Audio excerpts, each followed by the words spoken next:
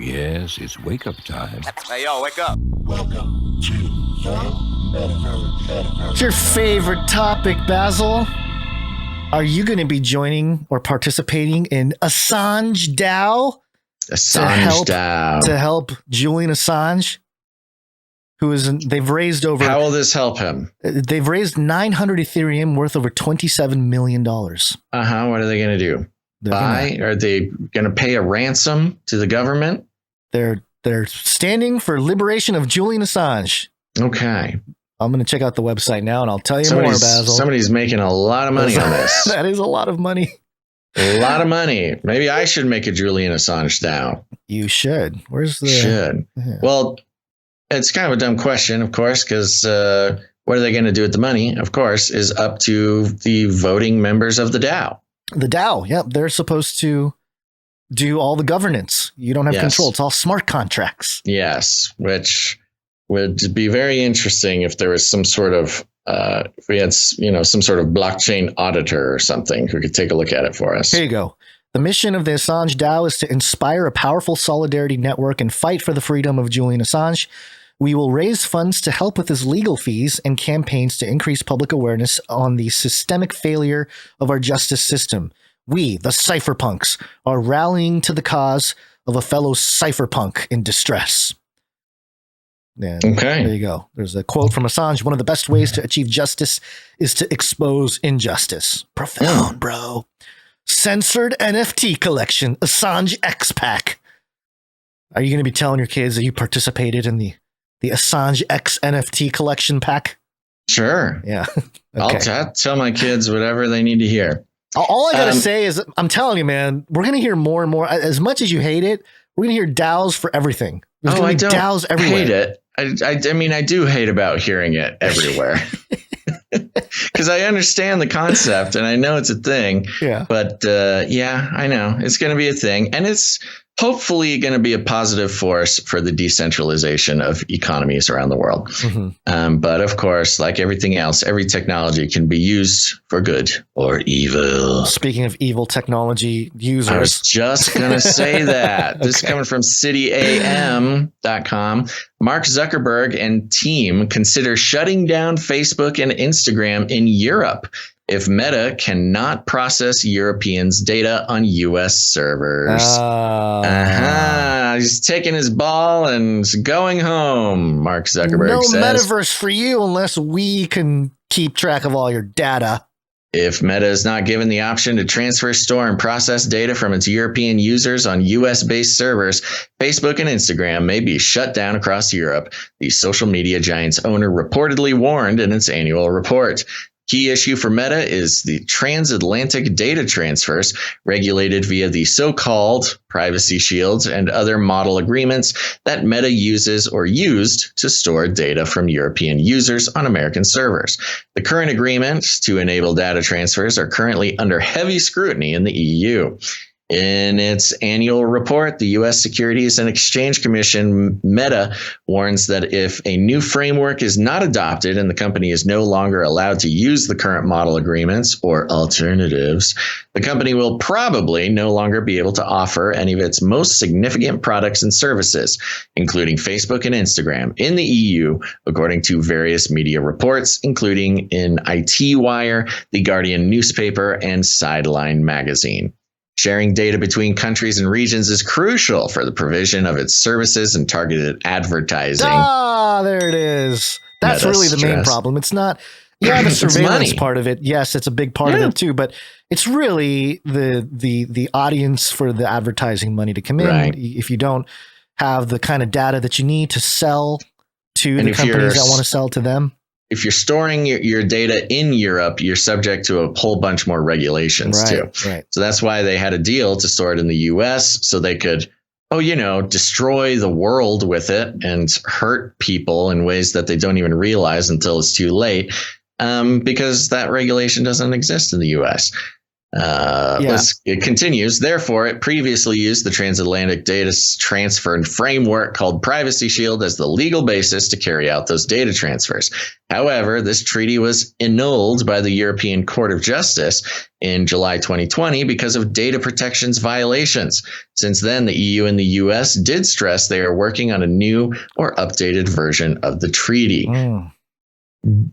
Europe, just kick them out, man. You don't need them. You don't need Facebook. You don't need Instagram. Here's a couple of reasons. A, they're evil, and Zuckerberg is evil, and he doesn't care about your people, and he wants to turn each and every one of your European citizens into some sort of little profit machine for his, big evil business. That's just what evil businesses do.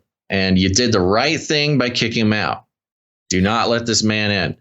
And secondly, this opens up the market for a European to build their own Facebook and et cetera. Because of Europeans' privacy regulations, maybe you could just build something from the ground up that doesn't, treat human beings as if they were some sort of, natural resource to be mined and exploited until there's nothing left but a cold, dead husk of what was once a living, breathing, vibrant human being.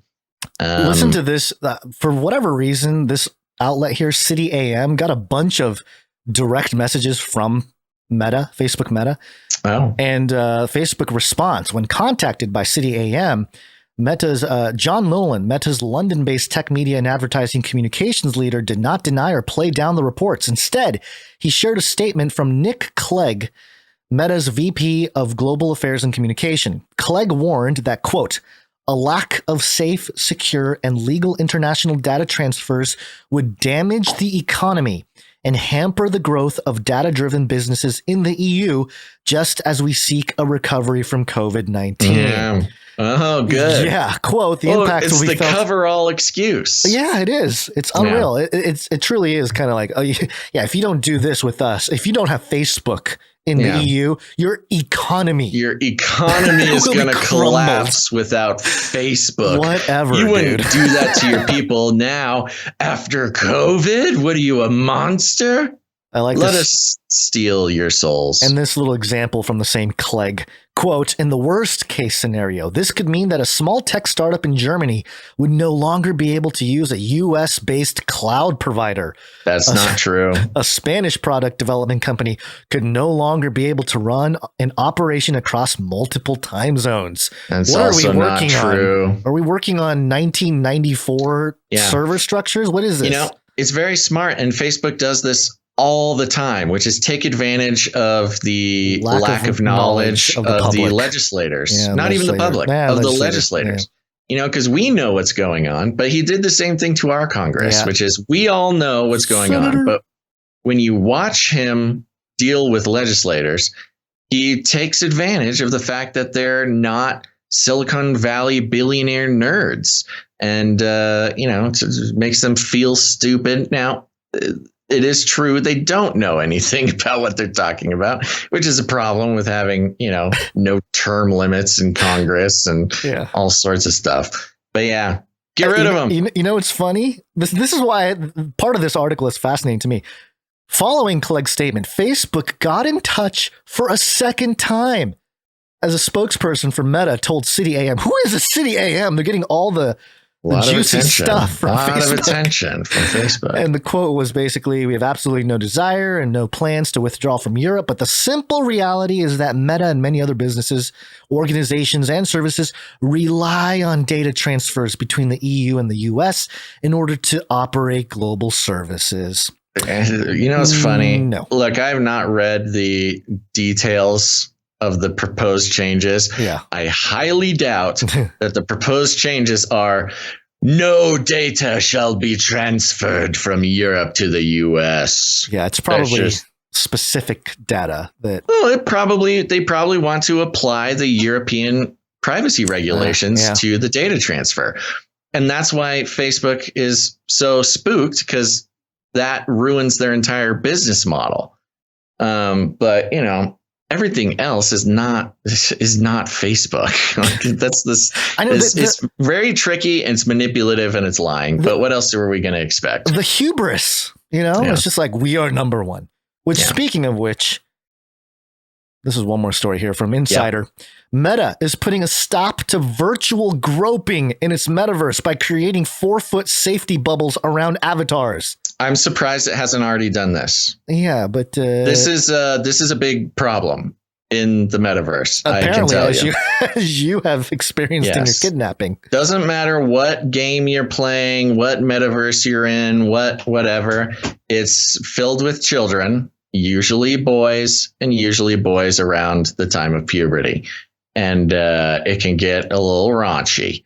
And other games for a long time. This has been a safety feature in VR for a long time, which is, if somebody gets within 4 feet of you or something, they just disappear and can't interact with you or something. And that's to keep them from, just messing with you, being inappropriate or whatever. Right. The fact that they don't already have this is a huge oversight, and it's hilarious. Oh, just come touch my fresh meats. The freshly cooked meats. Okay. Meta has responded to reports of virtual groping in Horizon Worlds and Horizon venues. That's all the Meta stuff. It's introduced a feature dubbed Personal Boundary that creates 4-foot safety bubbles around avatars. I like how it's 4 feet.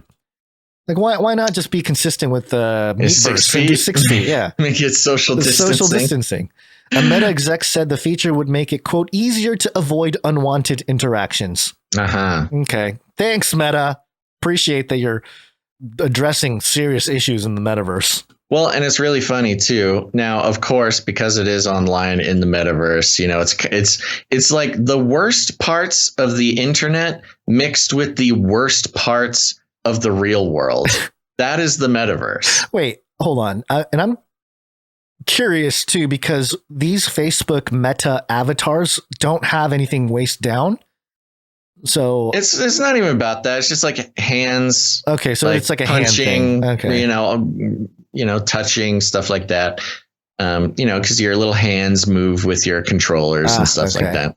All yeah. right. So, and that's why they don't give it legs. They try to like abstract the human form as much as possible, thinking that that's going to, stifle something or other. But Mark Zuckerberg obviously has never raised a 13-year-old boy. So anywho, this is hilarious. They didn't already do this. But yeah, it's just an example of why the metaverse is the worst. Well, especially the one that's being made by Mark Zuckerberg and friends. Yeah. I mean, it's not going to, it's still going to probably do its thing, but in terms of like actual usage and people flocking to it, I don't know. I don't think it's going to really make it. But before we move on, which we should do, I have a quick update story thing. It's not a story. It's a tweet. Okay. Gonz, if you want to head over to the official Odyssey Twitter account. Okay. Odyssey Twitter. And while you pull that up, I will read you this tweet from the Odyssey Twitter account. If you don't know, Odyssey is a YouTube alternative. I think it has the best user interface of any of the alternatives. It's a beautiful website. I don't think they have an app yet, which is their biggest problem. But you can just load it up on your browser, on your phone or whatever. We have a channel there. The Clips channel is there. The YouTube channel is there. We stream there. We're streaming there now. It's got all the good stuff. They just tweeted, "Hey, at Joe Rogan, we are ready to fight alongside you. See the note from our CEO, JV Alchandra." Oh, no, that's from the CEO of Rumble, I thought. Or maybe they did the same thing. Okay, go ahead. We've got, yes, that's right. Hold on. Okay. So the letter from Odyssey says, "Joe Rogan, the Joe Rogan Experience. Dear Joe, we stand with you for your guests and your legion of fans in desire for real conversation. So we'd like to offer you 100 gazillion reasons to make the world a better place. How about you bring all your shows to Odyssey, both old and new, with no censorship, including criticisms of Israel and Donald Trump, for 100 gazillion bucks over 4 years. This is our chance to save the world. And yes, this is totally legit, not just a marketing ploy for attention." And this was in response to the Rumble notes. Okay. This is, you know what? Look, we get almost no viewers on Odyssey. I think we have 7 subscribers to the Odyssey Clips channel versus the like 700 over at the YouTube Clips channel, which is not enough, by the way. Y'all need to go follow the Clips channels. This really triggered some people in the comments here. In whose? In ours? Odyssey. No, the Odyssey thread. There's a guy in there. What's the purpose of this? It's not even funny. Either make a legitimate offer or buzz off. Well, see, this is what's so funny about it. Is Rumble sent a note, an open letter to Joe Rogan. Joe Rogan, the Joe Rogan Experience. Dear Joe, we stand with you, your guests and your legion of fans in desire for real conversation. So we'd like to offer you 100 million reasons to make the world a better place. How about you bring all your shows to Rumble, both old and new, with no censorship, for 100 million bucks over 4 years. This is our chance to save the world. And yes, this is totally legit. CEO of Rumble, Chris Pavlovsky. There's another tweet from Odyssey after this. If we had 100 million in liquid cash, we'd spend it all on you guys, the creators trying to get established. We wouldn't do the whole D-Live PewDiePie thing. Wow, these Odyssey guys are rascals, man. they are little rascals. Yeah. So, yeah, they're kind of calling out Rumble for doing sort of like a shameless latching on to the Joe Rogan thing. Yeah, the which is hilarious.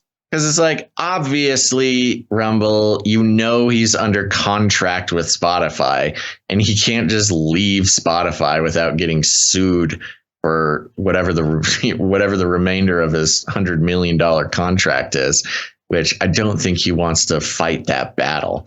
And also, Spotify has generally been pretty good in this whole thing, more or less protecting and taking Joe Rogan's side for a while. Now things have, I don't know, things are getting a little shakier recently. But yeah. Joe said the N-word in 1971. Yeah. Well, Odyssey is a little rascal.